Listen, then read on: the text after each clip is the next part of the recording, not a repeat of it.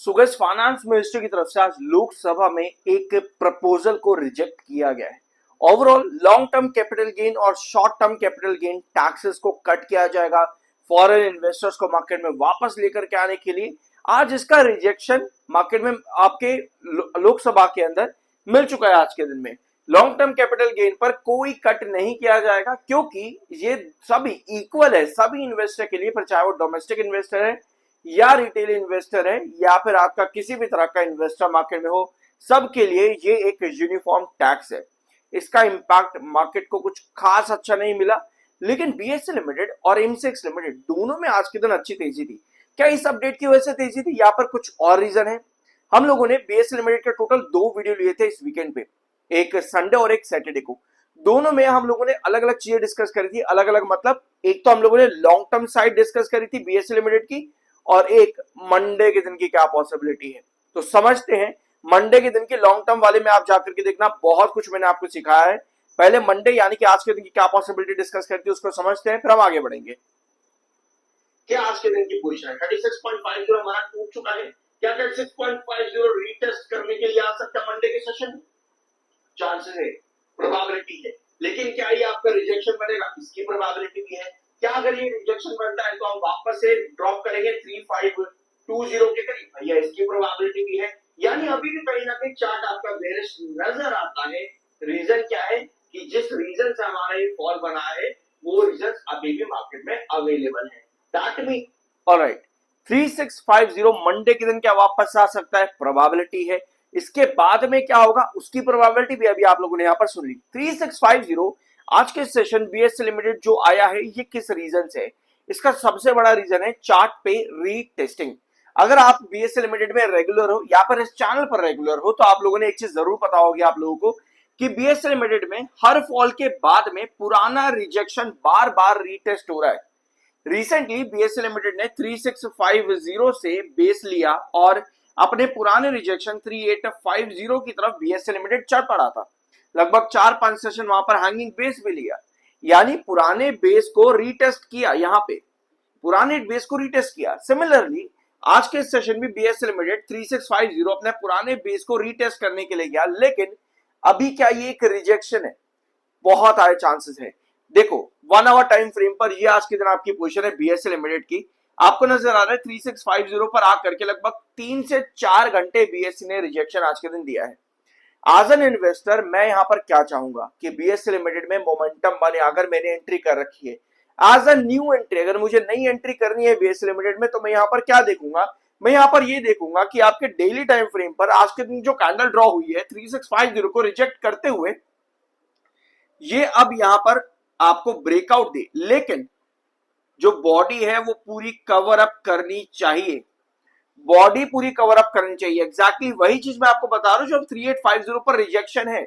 Shorter active होंगे, नहीं करनी चाहिए लॉन्ग टर्म एंट्री। वही चीज जो हमने यहां डिस्कस करी थी वही आपको यहां पर भी चाहिए 3650 पे, क्योंकि यहां भी आपको रीटेस्टिंग जो मिल रही है 3650 की। जरूरी ये है कि इस रीटेस्टिंग में जो आपका 7 ईएमए है ये 21 ईएमए के ऊपर हिट हो। इसका मतलब ये है कि 3650 से हिट होते हुए आपके सस्टेनेबल बॉडीज बने और ये रिजेक्शन की जगह आपका बेस ही रहे, और यहां पर आपको एक लंबा साइडवेज चाहिए होगा, क्योंकि बीएसई लिमिटेड का चार्ट यही ड्रॉ करता है कि जब भी आप एक पुराने साइडवेज पैटर्न के पैरेलल में एक नया साइडवेज पैटर्न बनाते हो तब आपको लॉन्ग टर्म ब्रेकआउट मिलते हैं। यही लॉन्ग टर्म की पॉसिबिलिटी हम लोगों ने संडे के दिन यानी कल डिस्कस करी है। प्लीज आकर के देखना, बहुत सीखोगे वहां पे जाकर के, और सब्सक्राइब कर देना। I am NISM certified. Alright, समझे इस चीज को। मतलब बीएसई लिमिटेड में हमको कल के दिन क्या चाहिए? कल के दिन हमको सस्टेनेबल कैंडल चाहिए। मिलती है तो ही यहां पर फर्दर और ब्रेकआउट्स मिलेंगे, यानी कि short term entries like towards 3720 की तरफ शॉर्ट टर्म एंट्री। नहीं बनती है कोई भी सस्टेनेबल कैंडल, आपके पास बेयरिश एंगल्फिंग कैंडल कुछ इस तरह से आती है, इसका मतलब ये होगा कि उसने 3650 को रिजेक्ट कर दिया और आप वापस से यहां पर फॉल करने वाले हो। ऑलराइट, समझ गए यहां पर ये चीज। अब आते हैं आपके नेक्स्ट पॉइंट के ऊपर।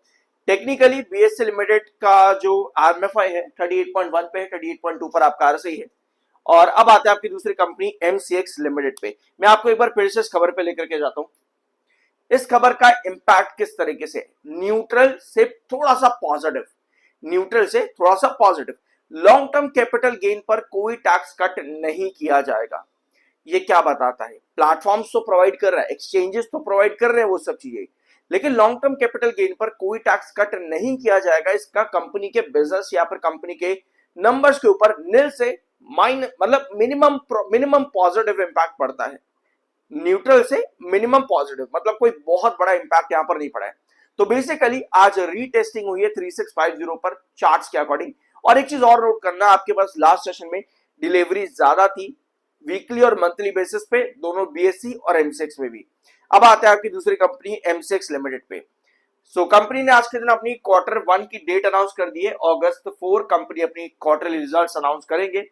प्री एनालिसिस अगर आपको चाहिए तो कमेंट बॉक्स में यस लिखना। बहुत जल्द मैं एक और वीडियो आप लोगों के साथ लेकर के आऊंगा इसका प्री एनालिसिस Q1 का, और कमेंट बॉक्स में यस लिख देना उसके लिए। 56.5 पर एमएफआई, 48.6 पर आपका आरएसआई है। अब एमसेक्स लिमिटेड ने यहां पर क्या किया है? ऑलराइट, सो एमसेक्स लिमिटेड के अंदर आपकी कुछ इस तरह की पोजीशन है।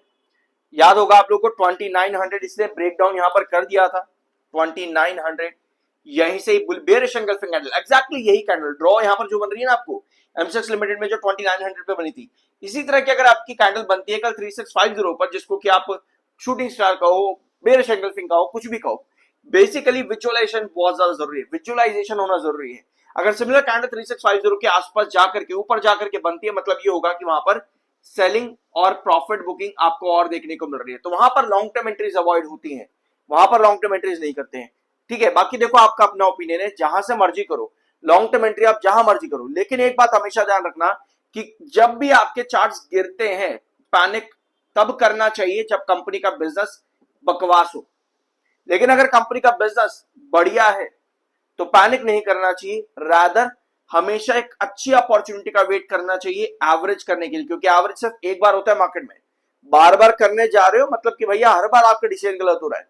अगर आप किसी अच्छी कंपनी में हो, पैनिक नहीं करना चाहिए। अगर आपने गलत बाइंग भी कर ली है, गलत एंट्री भी कर ली है, सिर्फ एक एवरेज होना चाहिए।